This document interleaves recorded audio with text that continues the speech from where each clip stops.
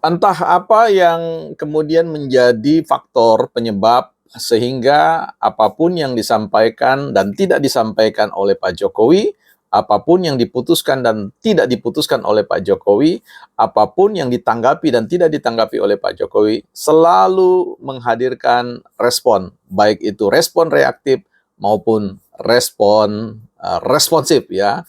Nah, ini semua tentu tidak terlepas dari apa yang disebut dengan filsafat ya. Filsafat. Kita akan bicarakan tentang filsafat Jokowi di Bukan Ahli Filsafat. Selamat datang teman-teman di channel Bukan Ahli Filsafat, channel kedua dari setelah kita bicara tentang channel Bukan Partai Politik ya.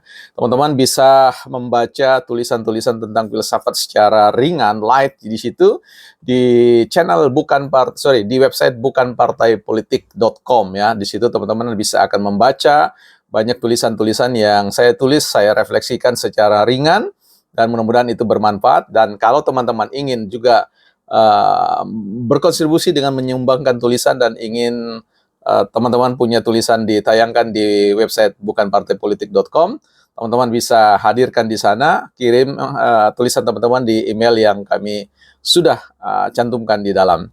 Baik, kita bicara tentang persoalan filsafat Jokowi. Nanti juga kita akan bicara tentang filsafatnya Bu Mega, filsafatnya Prabowo, filsafatnya Gus Dur, filsafatnya Soekarno, filsafat apa semua, tentu bukan secara edisi khusus, tetapi ya selintas-selintas, sekait demi sekait, ya segigit demi segigit, sepotong demi sepotong.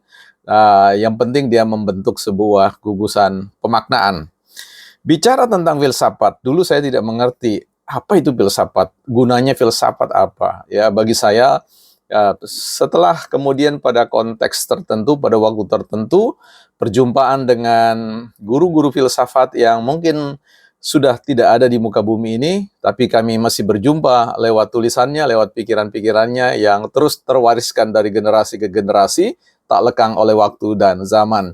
Maka kemudian terbentuk pemahaman bahwa ternyata filsafat itu sederhananya adalah sistem berpikir ya, cara pandang seseorang yang memengaruhi apa yang dia katakan, apa yang dia putuskan dan apa yang dia lakukan. Itu semua merupakan sebuah sistem ya, sistem nilai. Jadi kalau kita bicara tentang filsafat Jokowi, tentu kita akan harus menilik, melihat satu demi satu apa yang kemudian menjadi sebuah nilai atau sistem nilai yang dipakai digunakan oleh Pak Jokowi untuk membekali kepemimpinan beliau sebagai seorang kepala negara, sekaligus juga sebagai kepala keluarga. Perkenalan pertama saya dengan Pak Jokowi tentu hanya mendengar kisah dari beberapa kolega-kolega saya yang studi di Gajah Mada waktu itu, karena beliau menurut cerita itu, meskipun diragukan tentang ijazahnya, beliau adalah alumnus dari Gajah Mada ya, di Fakultas Kehutanan kalau saya tidak keliru. Nah dari situ kemudian saya mengenal tentang apa yang dibuat oleh Pak Jokowi terkait dengan programnya yang disebut dengan program makan ya, makan bersama. Nah ini merupakan ciri khas dari Pak Jokowi yang dulu kisahnya ingin memindahkan atau merelokasi sebuah pasar ya, dan apa yang dilakukan oleh Pak Jokowi adalah dalam suasana kekerabatan dan dalam suasana hospitality atau keramah tamahan mengundang berkali-kali warga yang terdampak dengan itu dan makan bersama. Dan setelah itu beliau menyampaikan pernyataan apa yang bisa saya bantu dengan segala sesuatu yang terkait dengan usaha, pekerjaan, dan yang lain-lain. Maka setelah berkali-kali bertemu, makan bersama, akrab bersama, maka beliau mengatakan, masyarakat mengatakan, buatlah apa yang menurut Bapak baik untuk kami. Nah itu adalah sebuah penyerahan yang disebut dengan trust ya, kepercayaan diri dari orang yang ada bersama-sama dengan mereka, memakai sepatu mereka, dan percaya bahwa orang yang akan memimpin mereka ini akan membawa mereka pada suatu kebaikan. Dan terjadilah di mana ada pasar yang kemudian terelokasi dengan baik tanpa ada konfrontasi atau pemberontakan yang berarti.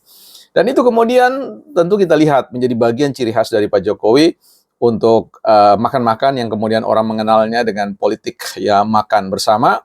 Dan di mana ketika Pak Jokowi sudah berhasil makan bersama dengan elit-elit politik atau siapapun, maka pasti ada agenda-agenda yang kemudian akan dieksekusi. Nah, itulah yang kemudian sempat menjadi sebuah kisruh ketika Pak Jokowi makan-makan dengan Prabowo, makan-makan dengan AHY, makan-makan dengan Pak Zulkifli, makan-makan dengan Pak Erlangga, ya, dan seterusnya, ya. Dan itu dianggap sebagai sebuah berlebihan, ya, unjuk kebolehan atau unjuk politik yang berlebihan dan sebagainya, menimbulkan reaksi yang sangat negatif. Tetapi banyak orang yang mengatakan bahwa ya demikianlah, karena ada ungkapan mengatakan bahwa berjalankah seseorang kalau kemudian mereka tidak bersama, ya. Apalagi dalam sebuah perjalanan panjang, mereka harus tahu teman seperjalanan ini adalah orang-orang yang biasa untuk makan bersama. Berbicara tentang filsafat Jokowi, ya, kita tahu bahwa Jokowi adalah pribadi yang sedikit sekali mengeluarkan kata-kata, ya, sekalipun bahwa apapun yang dikatakan atau apapun yang disampaikan oleh Pak Jokowi selalu punya reaksi pro dan kontra, ya. Itu lazim bagi untuk orang yang menduduki satu posisi strategis dalam ruang publik atau dalam sistem politik sebuah negara, ya. Itu lumrah seperti itu. Nah, yang menarik untuk dikatakan bahwa apa yang dilakukan oleh Jokowi ini lebih banyak silent, ya, working, ya. Jadi pekerjaan yang dilakukan secara diam, ya, secara tenang, ya, tetapi kemudian menghasilkan, dan orang lain yang kemudian mempublikasikan atau mempromosikan tentang hasil-hasil kerja. Karena itu slogan beliau adalah kerja, kerja, dan kerja. Nah, bicara tentang apa yang dilakukan, ya, belakangan ini kita tahu Pak Jokowi selalu dicecar dengan apa yang disebut dengan permintaan maaf dan tangisan gimmick dan seterusnya, ya. Ini menjadi sebuah hal yang penting bahwa sesuatu yang mendatangkan rasa keterharuan itu datang dari sebuah sistem nilai di dalam diri seseorang atau disebut dengan filsafat Pak Jokowi, ya. Permintaan maaf itu juga datang dari sebuah keyakinan diri tentang perspektif bahwa meminta maaf bukanlah sebuah tanda kelemahan. Meminta maaf itu bukan bahwa kita itu melakukan sebuah kesalahan, ya. Meminta maaf bisa saja kemudian kita belum bisa melakukan apa yang mestinya waktu itu bisa dilakukan karena mungkin ada gangguan-gangguan atau disebut dengan variabel-variabel penghambat.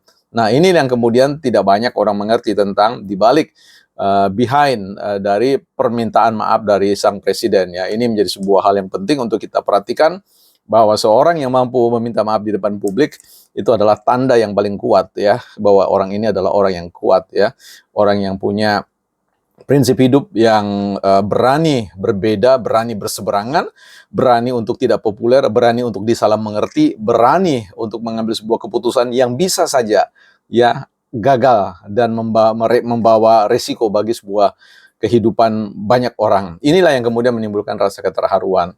Jadi kalau kita hari ini berbicara tentang sistem filsafat Pak Jokowi, tentu mudah untuk melacaknya bagi kita semua dari apa yang dihasilkan. Kita tidak bisa mendefinisikan orang lain itu dari apa yang dia katakan. Bahwa itu menjadi sebuah petunjuk, yes. Tetapi bicara tentang finally, sebagai sebuah pengakuan harus dihubungkan dengan apa yang disebut dengan hasil kerja. Inilah yang menjadi hal penting untuk kita melihat apakah filsafat kerja beliau itu hanya berorientasi pada omongan, kata-kata, terlepas dari persoalan hasil. Nah, ini yang menjadi sebuah hal penting.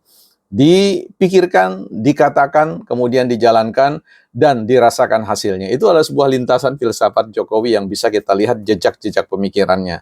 Sekali lagi, kalau kita berbicara tentang filsafat seseorang, maka kita tidak bisa lepaskan dari semua totalitas kedirian seseorang, baik apa yang dia pikirkan, apa yang dia rasakan, apa yang dia katakan, apa yang dia laksanakan, dan apa yang kemudian dia pertanggungjawabkan sebagai akuntabilitas publiknya, ya, pertanggungjawaban publiknya terkait dengan apa-apa yang dia lakukan. Tentu sebagai masyarakat hukum, dia tidak kebal dengan persoalan-persoalan hukum, kejaran-kejaran hukum, karena itu adalah bentuk akuntabilitas. Nah, sejauh ini apa yang disampaikan oleh Pak Jokowi dalam permintaan maaf dan tangisan beliau itu menurut saya sebuah citra kepribadian yang kuat, ya, dari seorang yang pemimpin yang bertanggung jawab dengan segala sesuatu yang terjadi. Tentu konteks tanggung jawab itu tidak bicara persoalan hukum semata-mata, tetapi berbicara tentang persoalan moral, persoalan etik, persoalan psikis, persoalan yang lain-lain. Karena kita tahu bahwa memimpin sebuah negara ini memimpin sebuah, ya, ruang kehidupan yang sangat besar, yang tentu dibelit dengan berkelindannya berbagai macam masalah-masalah yang kita sebut sebagai meta masalah dalam konteks kepublikan.